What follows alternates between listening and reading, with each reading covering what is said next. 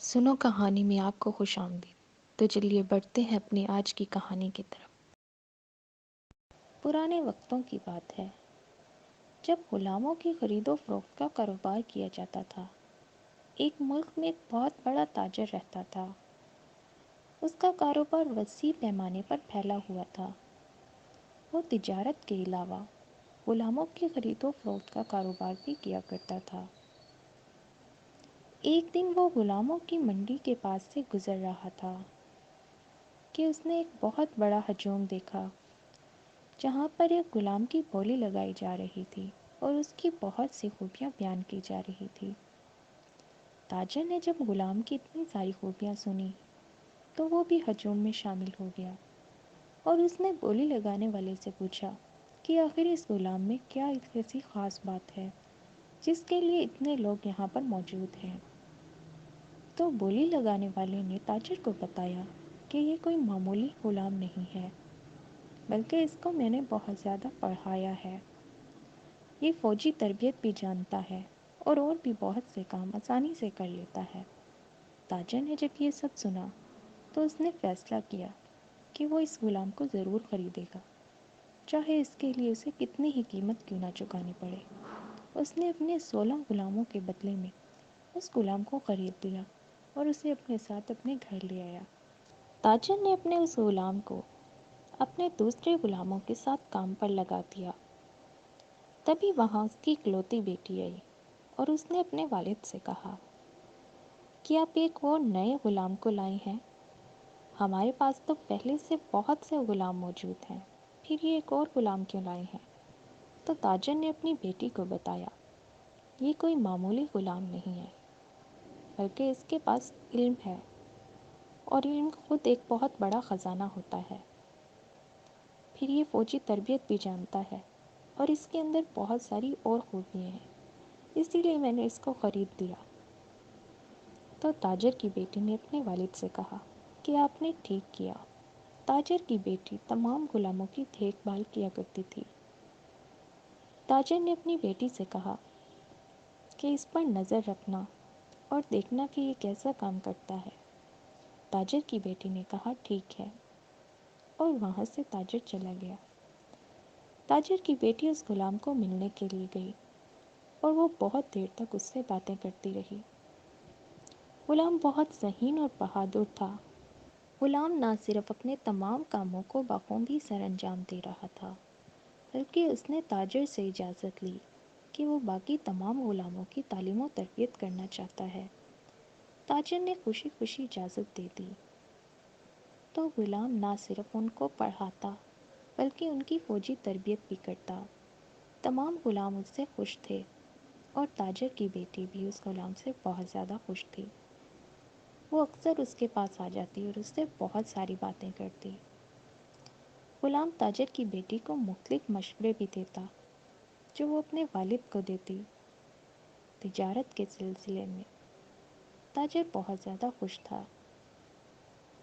اس ملک میں ایک بادشاہ حکومت کرتا تھا جو اکثر ہی خانہ جنگی کی وجہ سے بہت زیادہ پریشان رہتا تھا۔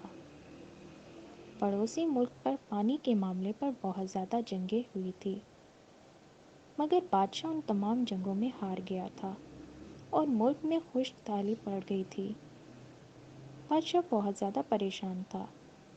تب وزیر نے بادشاہ کو تجویز پیش کرتے ہوئے کہا کہ ہمارے ملک میں جو بہت بڑا تاجر ہے اس کے غلام کی بہت زیادہ شہرت ہے۔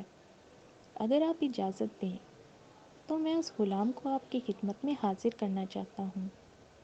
مجھے یقین ہے اس غلام کی بہادری اور ذہانت کی وجہ سے ہم وہ جنگ جیت جائیں گے۔ بادشاہ نے اجازت دے دی۔ اگلی صبح وزیر تاجر کو ملنے کے لیے آیا اور اس نے تاجر سے کہا بادشاہ سلامت کا حکم ہے کہ تمہارے غلام کو ان کے سامنے پیش کیا جائے۔ تاجر یہ سن کر بہت حیران ہوا اور اس نے وزیر کو کہا میں سمجھا نہیں، بادشاہ سلامت آخر ایک معمولی غلام سے کیوں ملنا چاہتے ہیں؟ تو وزیر نے کہا جیسا کہ ہم سب جانتے ہیں تمہارا غلام کوئی معمولی غلام نہیں ہے۔ وہ تعلیم جانتا ہے، اس کے پاس فوجی تربیت بھی ہے، اور وہ بہت بہادر اور ذہین بھی ہے۔ اسی لیے ہمارا بادشاہ چاہتا ہے کہ تمہارا وہ غلام ہماری فوج کا سپہ سالار بن جائے اور دوسرے ممالک کی فوج سے لڑنے کے لیے تیار ہو جائے، تاکہ ہم وہ جنگ جیت سکیں اور ہمارا وہ پانی کا مسئلہ ہمیشہ کے لیے ختم ہو جائے۔ کیا تم ایسا نہیں چاہو گے کہ ہمارے ملک میں پانی کا مسئلہ ختم ہو جائے؟ تو تاجر نے کہا، مجھے خوشی ہوگی اگر پانی کے مسئلے کا حل ہو جائے۔ تاجر نے اپنے غلام کو وزیر کے ساتھ بھیج دیا۔ 2 دن کے بعد وزیر اس غلام کو لے کر بادشاہ کے سامنے پیش ہوا۔ بادشاہ نے غلام سے ملاقات کی اور اس سے کہا کہ میں نے تمہارے بارے میں بہت زیادہ سن رکھا ہے اور یقیناً تم ایک بہادر نوجوان ہو۔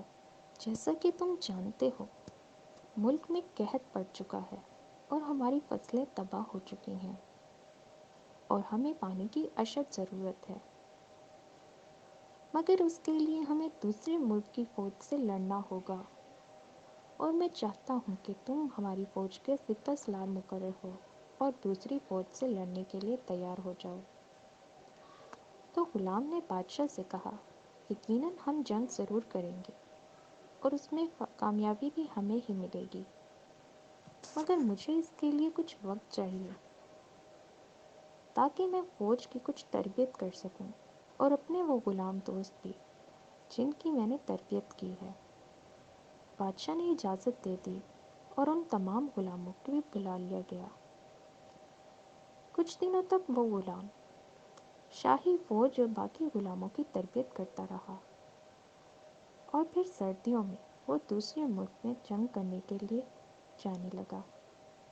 تمام فوج تیار تھی اور مہینوں تک وہ جنگ جاری رہی، مگر جب بہت زیادہ سخت سردی پڑنے لگی تب دوسری فوج کے پاؤں اکھڑ گئے اور وہ بھاگ گئی۔ غلام نے جنگ جیت لی تھی اور اس نے کاتب کے ذریعے بادشاہ کو ایک خط لکھا اور اس میں اپنی کامیابی سے آگاہ کیا۔ بادشاہ نے غلام کو جوابی خط لکھا اور اس میں اس نے غلام سے کہا کہ مجھے بہت زیادہ خوشی ہے کہ تم جنگ جیت چکے ہو، اور جب تم واپس آؤ گے تو میں تمہیں بہت بڑا عہدہ دوں گا، مگر وہ عہدہ تمہاری مرضی سے ہوگا۔ تم جس بھی عہدے کو چاہو گے وہ تمہیں ملے گا، چاہے وہ وزیر اعظم یا وزیر خزانہ کا ہو۔ تو غلام نے ایک مرتبہ بھی بادشاہ کو خط لکھا اور اس میں اس نے بادشاہ سے کہا، میں جانتا ہوں کہ آپ کو جنگ جیت جانے کی بہت زیادہ خوشی ہے، مگر میرا یہ ماننا ہے، کمزور حکمران مضبوط حکومت کے اہل نہیں ہوتے۔ اگر آپ اپنی خوشی سے میری طرف ہاتھ بڑھائیں گے اور اپنی بادشاہت کو چھوڑ دیں گے تو میں آپ کا دوست بن جاؤں گا، مگر اگر آپ ایسا نہیں کرتے تو مجبوراً مجھے آپ سے جنگ کرنا پڑے گی، اور آپ جانتے ہیں کہ جیت میری ہی ہوگی۔ بادشاہ عقل مند تھا۔ جب اس نے غلام کا خط پڑھا تو اسے یقین ہو گیا کہ وہ اس بادشاہت کا حقدار نہیں ہے۔ اس نے اپنی بادشاہت چھوڑ دی اور غلام واپس آ کر وہاں کا بادشاہ بن گیا۔ اس نے تاجر کی بیٹی سے شادی کر لی اور تاجر کی بیٹی ملکہ بن گئی۔ ہمارے چینل کو سبسکرائب کریں اور کمنٹ سیکشن میں اپنی رائے سے ضرور آگاہ کیجیے۔ شکریہ۔